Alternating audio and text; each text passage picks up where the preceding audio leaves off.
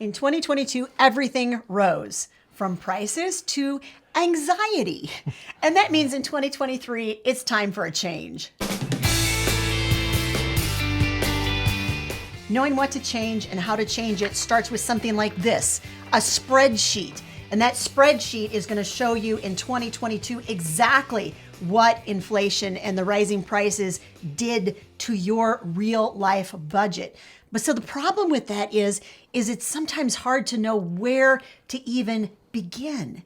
In this video, we tried to cull down the most important things that we think that you should do when it comes to finances in 2023, and we narrowed them down to just a few really important things that you need to think about. If you don't know us, I'm Larry. And I'm Hope. And we're from Under the Median, where every week we bring you videos on practical frugality. When you think of 2022, what words come to mind to sort of describe your experience in 2022? Tell us in the comments section. Larry and I really recently had this conversation, and what were some of the words that came immediately to the forefront of our mind? Well, confusing was one of them. Yeah. It was hard to know where to go with the information. Shocking was another one. A little bit jarring, because I think in 2022, we would go along for a little while and think, ooh, all evened out, everything is going to be okay. And then all of a sudden it's like, whoa, is something else happening? We're like, okay, not seeing that come around the corner. Not only that, it was unpredictable. And we both agreed, more than a little bit scary. But the problem with words like this is these tend to breed something that we really, really don't like. And that's panic. Because we are literally not about panic. We are all about planning. So that's what this video is going to be all about. We're going to run through some scenarios with you, the top things that we think you need to think about doing in your finances in 2023. And along the way, we're going to give you some examples from our real life budgeting and how we are planning for 2023. So stick with us.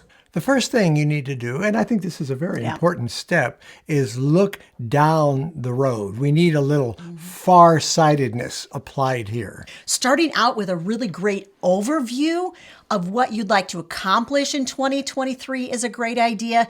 Not only that, but like emotionally, how you want to feel when you get to the end of 2023. That is equally important, because that's sort of what will buoy you up when all of a sudden things don't look so rosy, and it'll keep you moving forward, moving toward those goals that we just talked about.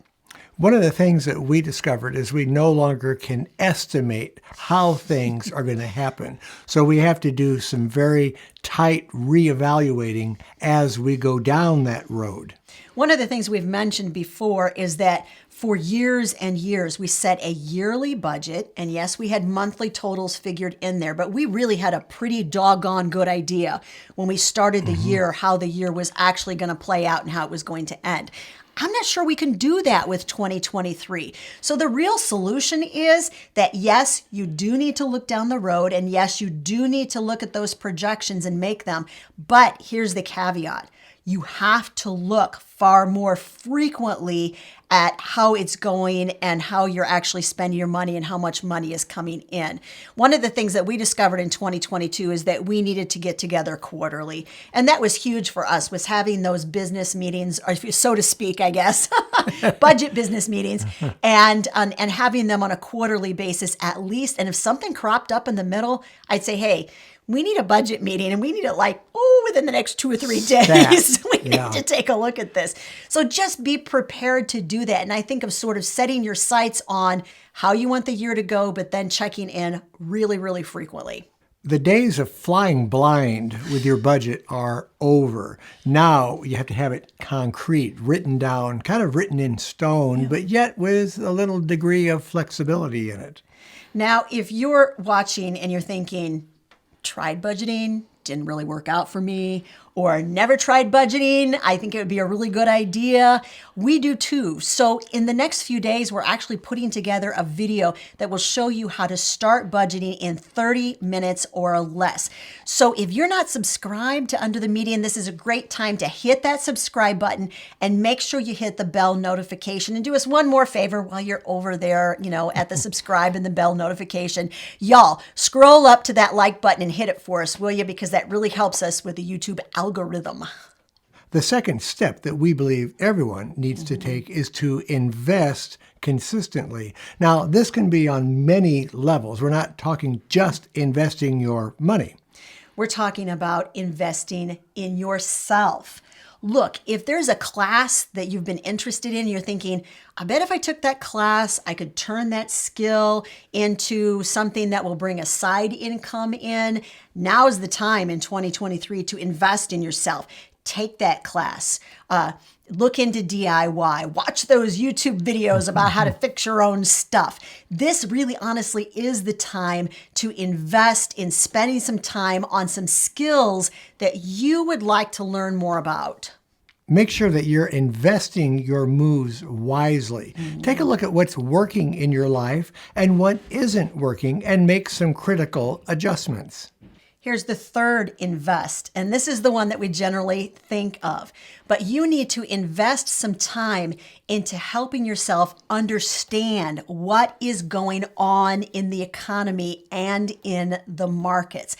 And I think for us, this has been a little hazy. This has been something that's been real difficult for us to get really viable information and balanced information on, because there's a lot of people out there that will give you completely and totally different ideas about what is happening in the economy. So we actually got ourselves some help. Yeah. It was several years ago. John Creekmer and the team at Creekmer Wealth Advisors, they have helped us for years to help us cull through what our options were and what we needed to think about doing with our investments. That's why we've been really happy with John Creekmer and his team. They've helped us to navigate through what we saw as murky waters. They were able to see it as a clear path. In fact, in case you haven't guessed already, Creekmer Wealth Advisors is the sponsor for this video. If you live anywhere in the United States and you could use just a little bit of boost, a little help in figuring out some answers to some questions that you might have about investments or retirement planning or perhaps budgeting, then John and the team at Creekmer Wealth would be glad to field your questions. You're going to find a link to them in the description of this video, and make sure when you contact them, you tell them you heard about them from Under the Median.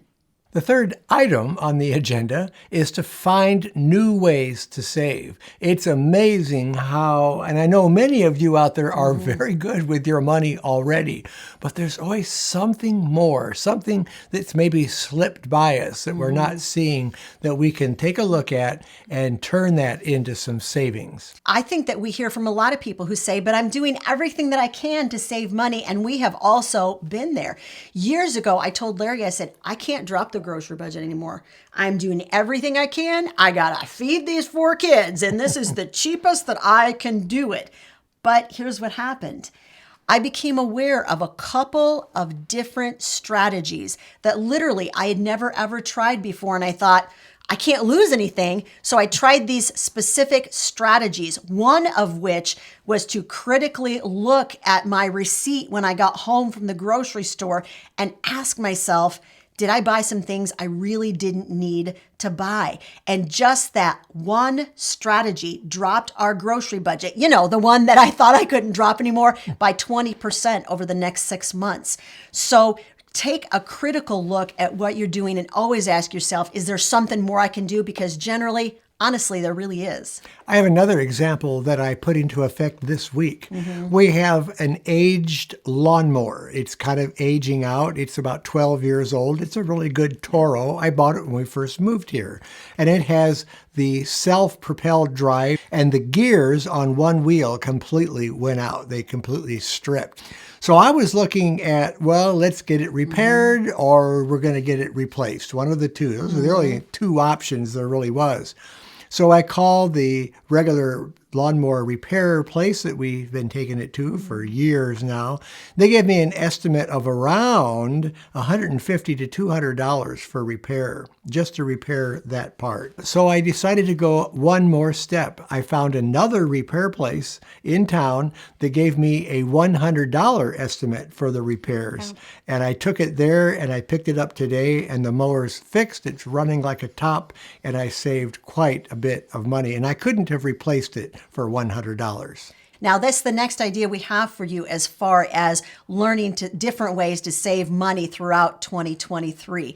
And we like to call this our ditch and switch. Yeah. Larry loves to say that, ditch and switch. What we mean is that you need to look critically at everything that you are paying for on a monthly basis, all those subscription type services, bills that come every month, and ask yourself, can I get a better deal?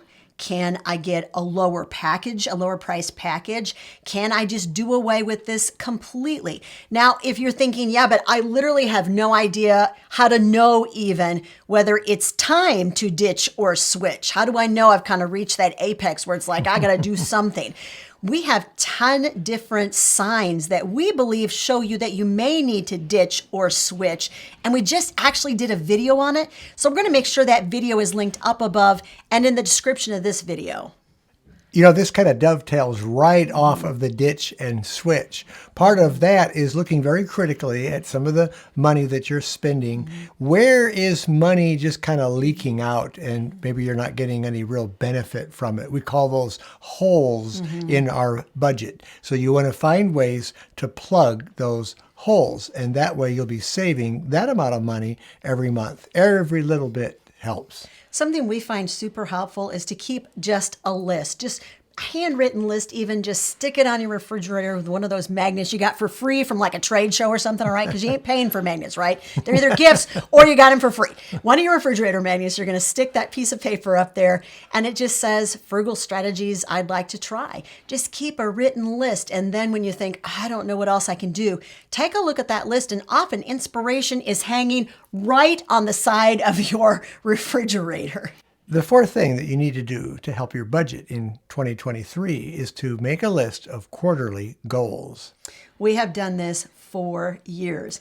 Now, we promised you at the beginning of this video, you get a little sneak peek at our budget for 2023 and exactly how the inflation of 2022 has impacted our budget. We won't go through all of our budget and how it's changed, but the area that we picked to really show you is our utilities. This was a highly popular video series on the channel this year. Every time we talked about utilities, we had lots of views on those because rightfully so, people are concerned about utilities because frankly, it feels like you don't have any control over it, right? We've done some videos that show you exactly what you can do to control those costs. We're going to show you exactly what our utilities did in 2022. If you look all the way across that chart, you're going to see exactly what we paid every single month. Now, this is our electricity and our natural gas combined. That's what we paid. You're going to see a spike about halfway through 2022 when the supply rate for our electricity doubled in the state of Illinois. And immediately we saw a huge surge in the cost of electricity. We averaged about $141 a month on utility bills in 2021. In 2022, our average was a little over $191 a month. That's a spike of 35%. So whenever you see something like that, rather than panic, your first thought should be, all right, two things. What do I want to do about this? And what can I do about this? These quarterly goals are super, super important in keeping you motivated, moving forward, and sort of checking on your progress when you've decided that you specifically want to lower one or two or three areas of your budget. Here's a sneak peek, guys. This is a look at our quarterly goals for January, February, and March, first quarter of 2023. So the first item then we're going to critically look at is our utility bill. And this is an area that's been affecting, I think, all of you worldwide because of the increase that we've been experiencing from last year. One of the ways that we're really going to help our utility bill, and you'll see there that our goal is to average no more than $275 a month. That's electric and natural gas combined for the first 3 months, January, February, and March. So keeping that at $275, given the increase in prices, is going to be really, really challenging.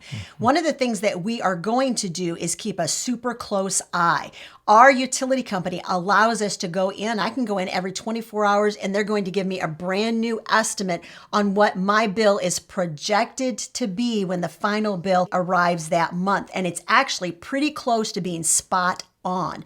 What that lets us do, it lets us change our behavior and see if that expected bill will go down or not. And that gives us a really good idea as to whether what we're doing is being effective and helping us use less energy. So one of the things that we're going to do is we're going to turn our thermostat down even more. We're at 65 right now, but at night we're going to now set it to go down to 61 degrees. Remember, for every degree you turn your thermostat down in the middle of winter, that's a 2 to 3% decrease on your final bill. So it really does make a difference, particularly when your bills are quite high. We're going to do a few more things too. We're going to avoid using our big 220 volt electric oven and use smaller electric appliances that use a lot less power draw. And if you want to know more about saving on electrical cooking appliances, we are working on a future video for that right now. That's right. We did an experiment today. I talked Larry into doing an experiment with me. I had 4 pretty much identical size and weight butternut squash, and we roasted them using 4 different cooking methods. And we're going to show you definitively how much energy each of those methods cost and what the general cost was to cook each of those butternut squash. So that video is coming up pretty soon if you're interested in that. Once again, I said it earlier, I'll say it again. Make sure you're subscribed to the channel. The next 3 budget categories are basically just related to food, gasoline, and other general areas. Let us remind you, these are our specific goals for budget categories for January, February, and March. And we fill out one of these sheets every single quarter during the year. Now, if you really dig in these budget sheets, you can get your hand on all of our budget sheets. And in fact, you can even get your hands on our Excel spreadsheets. I'll make sure that I leave a link where you can find out more about those spreadsheets and all that budget information. It'll be in the description of the video.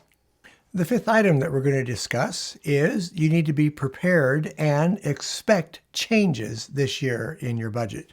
One of the things we learned, I think, from 2022 was to expect changes.